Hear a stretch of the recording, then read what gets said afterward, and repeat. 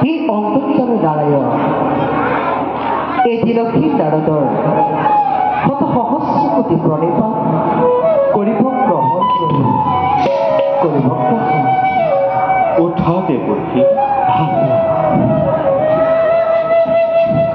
দেবৰ্ষী তুমি উপযুক্ত সময়তে পয়সা না তোমাৰ আগমন আমাৰ নিতান্তই প্ৰয়োজন আছে প্ৰভু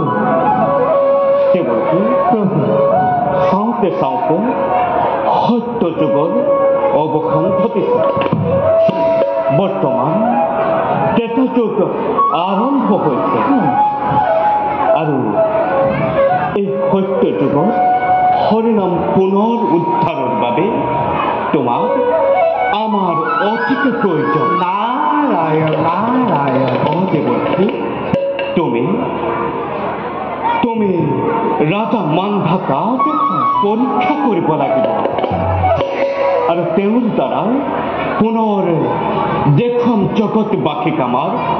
অনন্ত লীলা নাৰায়ণ নাৰায়ণ বুজিলি প্ৰভু কিন্তু প্ৰভু এই লীলাখেলাত আপোনাৰ